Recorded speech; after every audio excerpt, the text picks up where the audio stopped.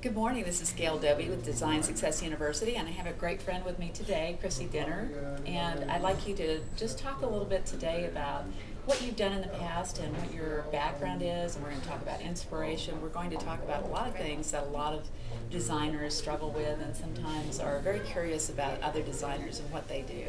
So tell me a little bit about how you got started. Well, my current company is Company KD, and I have had my own company for closing on 15 years. February will be 15 years.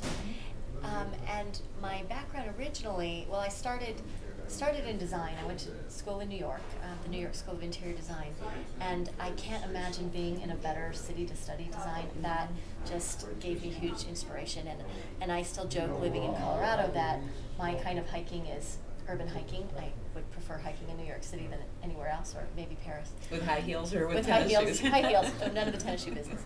And after a few years of being in Los Angeles, I was working for a design firm that did mostly high-end retail. We did all the Neiman Marcus and Gums of San Francisco and a lot of boutique stores. And then we always did some residential, and at that point, I started doing some of my own residential design on the side. And then I had a diversion, and I spent a couple years doing set design for film and television and being a set buyer and assistant decorator on some film and television projects. And I've always been intrigued with both of those mediums, and I've taken a lot of design inspiration from watching the sets and the clothes and all of that through film and television. So it was really interesting to see what really happens on the other side of the camera, and that it's not really what we think it is. But one of the interesting challenges doing that was how lighting affects the sets, that it really changes everything. And I think that what I have then took that over into my design work is how important the lighting is. And again, I think it's one of those things that is really overlooked and one of the most important elements. Well, I think that's one of the hallmarks of your design. I've seen quite a few of your projects over the years, and I think that's one of the fun things is you bring in some really unusual lighting elements, and your use of spotlighting and making sure that all those elements that are important are highlighted is definitely a big part of what you do. I think it's one of the most overlooked elements, both from a technical standpoint, but also from a design, from the wow factor standpoint. I think that it is something that people, I have a potential client at the moment who one of the things that brought her to me is some of the photographs that she had seen with some of the unusual lighting that we've used in projects. And I've had magazine editors tell me that that's one of the things that they really love about my work is the unusual lighting fixtures that we've used in projects. And I think that I look at it as art and as sculpture, and that's really, it shouldn't be something that is left to the end. And that happens a lot, particularly projects that you're working with a builder and you've got these set budgets, and the lighting budget is usually really small, and it needs to be thought of how you would think of art, how you would think of the special pieces, because I think it is one of those elements that when you walk in, you can really overlook it, or it can be the wow factor. Well, and I think the lighting part that's something for me that's always been really, really important. And why don't you share maybe a tip or two with a designer that might be thinking about trying to learn more about lighting, where they can get some ideas, maybe some things that they could think about or add to their projects that would help with the wow factor? Well, I think that you need to have different levels of light. It needs to come from different kinds of sources. Particularly in rooms that you need to know what's happening in that room. You need to know, is it a room for conversation? Is it a room where you need practical lighting? Are you going to be sitting and reading? Particularly if it's a room that you're going to read, you want to have eye level lighting. So you don't want all your lighting coming down at you. So that, I think, is one of the most important rooms. Also bathrooms. Particularly for women, if you have your light just coming down at you, you're going to get shadows on your face. You need to have light coming in front.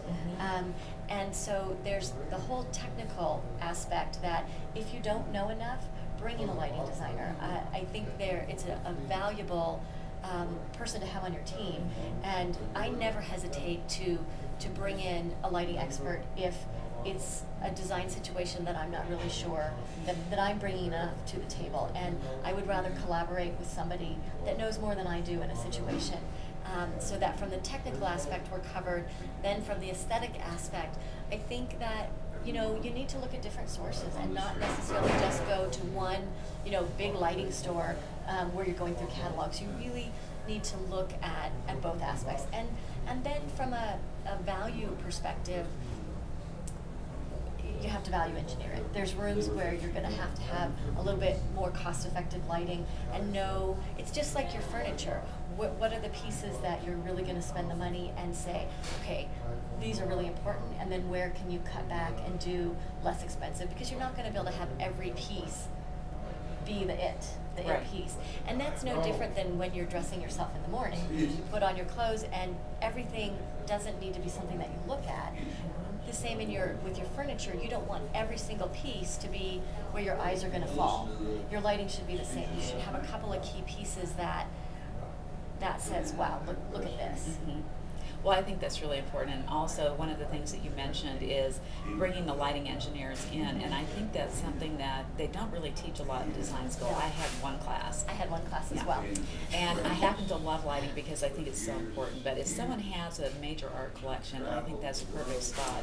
Absolutely. To bring somebody in that has lighting control. You need specific kinds of lighting, and I think now the technology is so advanced where you can bring in people to help you set the room scenes, and that you're not having to come in and turn on 20 lights in a room, but you can have the controls and set the scenes and have different options for the different moods that you want to portray, whether it's for entertaining or whether it's for having a meal where you really want everything lit or you want everything dimmed down. Mm-hmm. So rather than having to, I still insist that I have dimmers on every switch. That's really important because you want to be able to have that control, but then having these other controls where you do the set scenes, that makes a lot of sense too.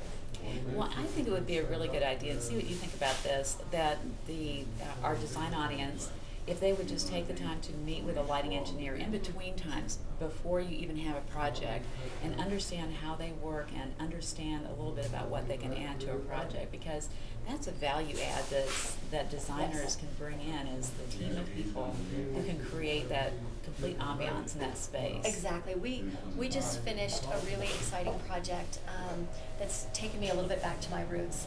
We just did a boutique stationery custom invitation store downtown, and my start in design, my first job was for a firm in California that did the retail design. And since I've had my own company, I've wanted to get back into that and hadn't had the opportunity.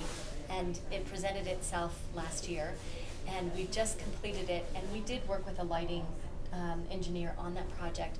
We had an architect, we had a contractor, we had us as the design team, and it was really important to have that lighting engineer, specifically in a commercial project where your codes are so specific and you can't exceed the candles, you can't exceed the wattage. So we really had to be careful that while we were really involved in making sure we had the right aesthetic look that we wanted, because we have some really fun fixtures in this project, we had to make sure that for a commercial space we had the proper kind of lighting and that we were meeting all the codes and requirements, but we still wanted it to look a certain way. So that made sense to bring in a lighting engineer to help us do the research and know that we met all of the requirements we needed to. Great. Well, I think that'll be very helpful for people to really spend some time and learn Absolutely. the lighting. I think that's a great technique. And if you're a specialist at that, you're right. That's something that people pick up on in the photographs, or they pick it up in the space, and they don't sometimes really understand why they love your work so much, and as often has to do with the lighting.